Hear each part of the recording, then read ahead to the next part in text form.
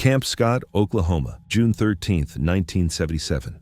The letters came first, hand-drawn threats found by counselors weeks before opening day. Then, on a rain-soaked night, 3 young girls, aged 8, 9, and 10, were found murdered beyond the edge of tent number 8. The camp closed before dawn. The staff was sent home under police escort. What began as a local tragedy soon hardened into folklore. Parents spoke of curses, of voices near the mulberry trees. The Girl Scout organization denied all talk of hauntings, but the case never rested. It was said one of the tents remained stained where flashlights had been left burning. For years, the file gathered dust until a Hollywood producer visited Oklahoma asking about a camp in the woods. Everyone thought he meant to write a harmless slasher, but the reports kept coming. Today, an old camp sign sits behind glass at the Cherokee County Museum, its paint scorched, its name half erased. May 25, 1977. Counselor Denise Milner reported finding a note in her tent box. It warned that 3 girls will die. Camp officials dismissed it as a prank. Local police logged it under unsubstantiated threats. The Muskogee Phoenix printed one paragraph about misplaced mischief. Archival audio from Deputy Larry Bowles, recorded in 1983, captures him saying, "We told them it was likely kids trying to scare each other. Nobody wanted to believe something worse." The warning vanished into the camp's preseason routine until those same tents were reopened 2 weeks later, their contents thrashed by storm wind and something unexplainable. Photographs taken for insurance purposes show canvas ripped from inside. The report notes no animal tracks present despite the surrounding mud. The lead counselor later wrote in her journal, "I wanted to call someone, but who calls police over a damaged tent?"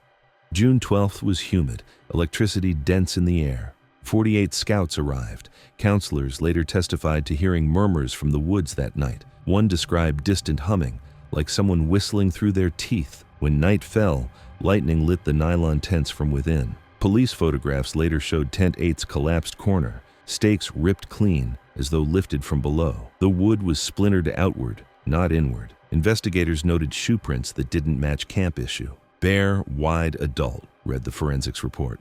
It was the first official contradiction.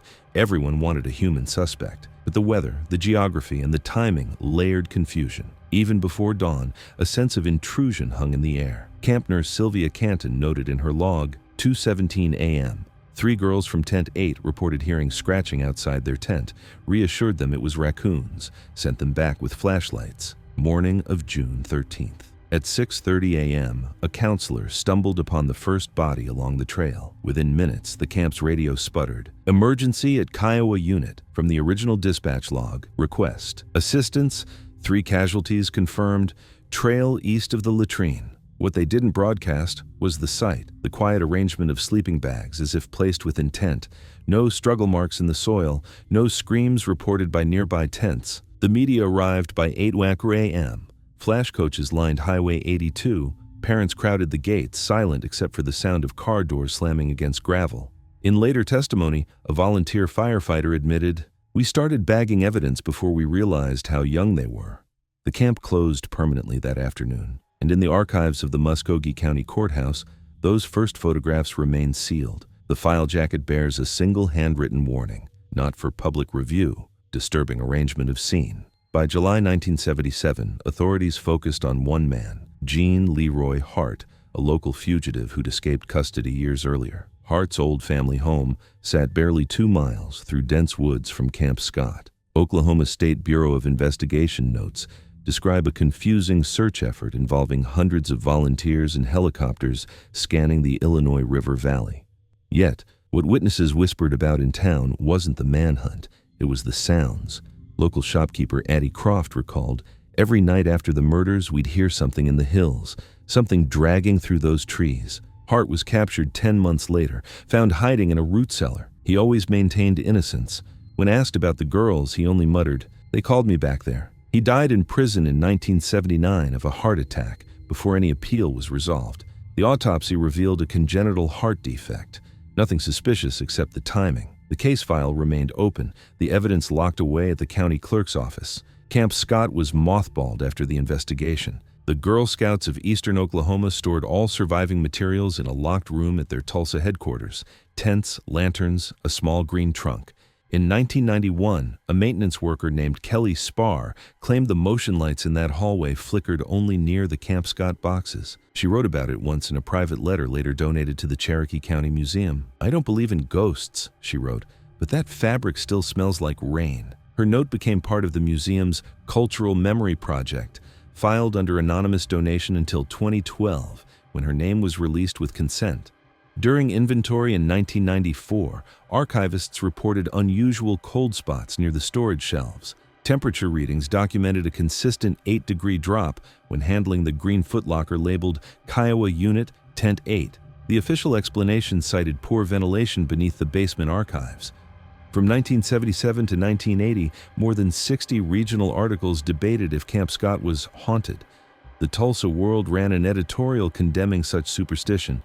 Yet in the letters section that week, 5 local readers insisted they'd heard whispers when driving near the now-closed gates. A 1979 Muskogee Chronicle feature quoted Reverend Ernest Blake, "What happens when children die unjustly leaves an echo. Scripture tells us that blood in the ground cries out." Police dismissed these reports, but unofficial patrol logs show that night guards refused overnight duty after 1978.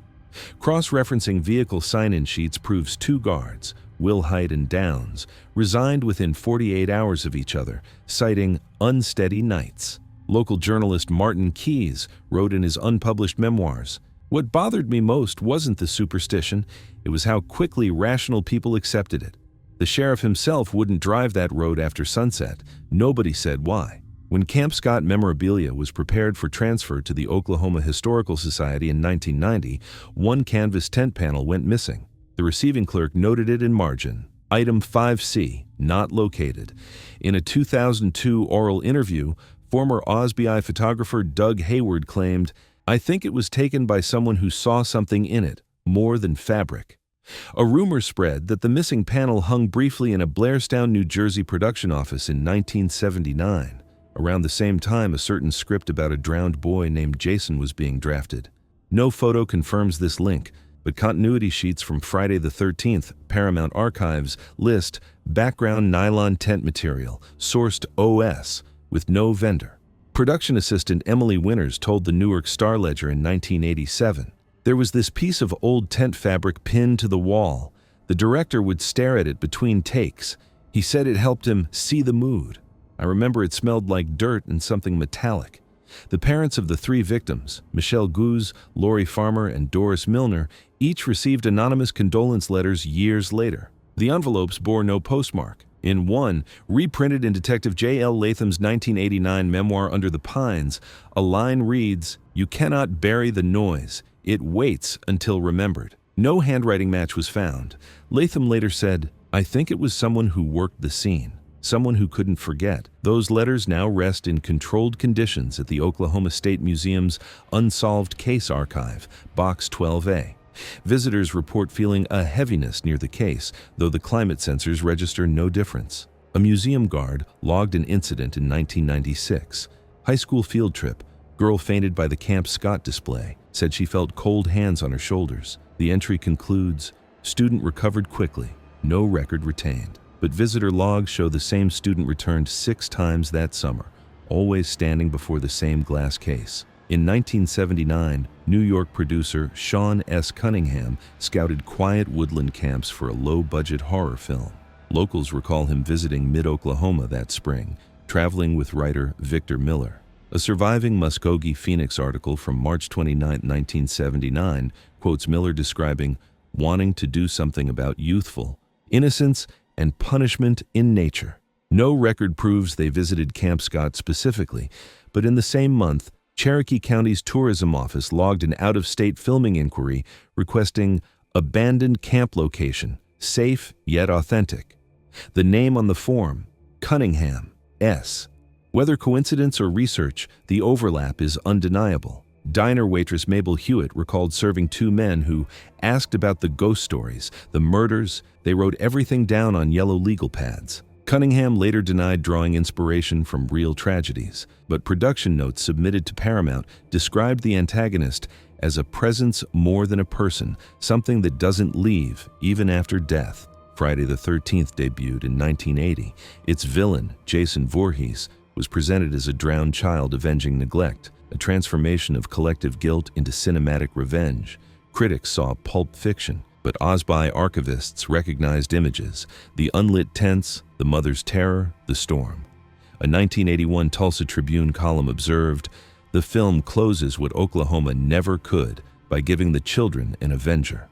When family members were asked, some refused comment.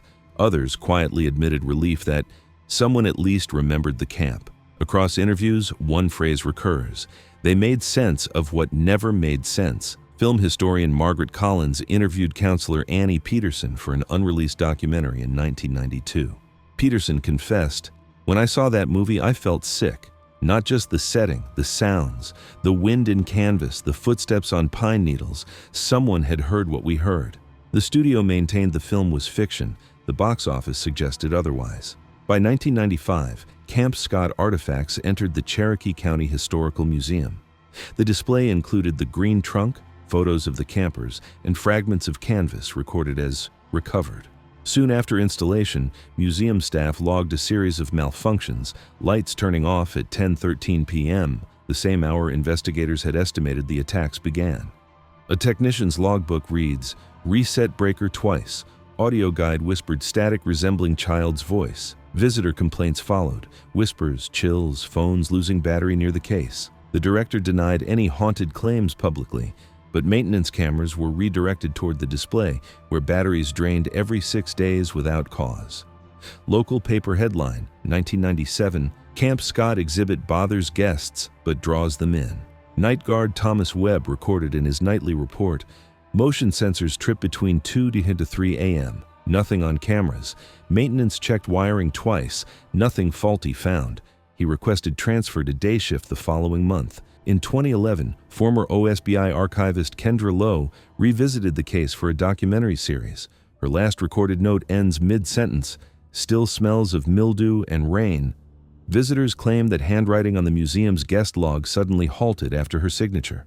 She later told the Cherokee County Herald, "After that day, my dreams were noisy. I kept hearing tent fabric rubbing against wood." The crew completed only half of the planned series.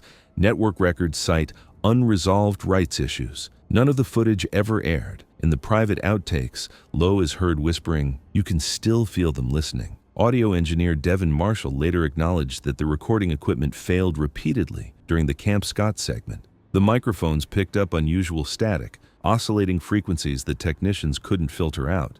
"It wasn't electronic interference," Marshall insisted. "It had rhythm, like breathing." Each June 13th, visitors place small notes at the base of the Camp Scott display. Some prayers, some apologies.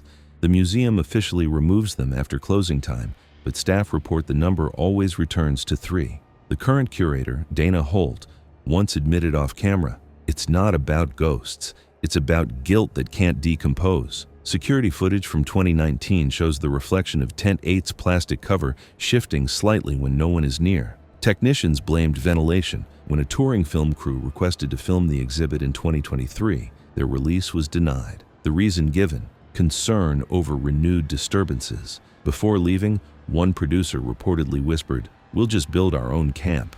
The guest book shows consistent entries each anniversary. "I'm sorry we didn't listen. We remember." The story isn't over. The handwriting differs, but the sentiment remains. Something unresolved, something waiting. I closed the file myself after standing before the case. 3 tents folded behind glass. Out of habit, I reached for my camera, then stopped. There's a visitor log beside the display. Some pages stick together from humidity. I signed quietly beneath others. 3 names above mine, their ink half faded. Before leaving, I placed my recorder on the rail for a moment and whispered, not to anyone in particular, "We remember you."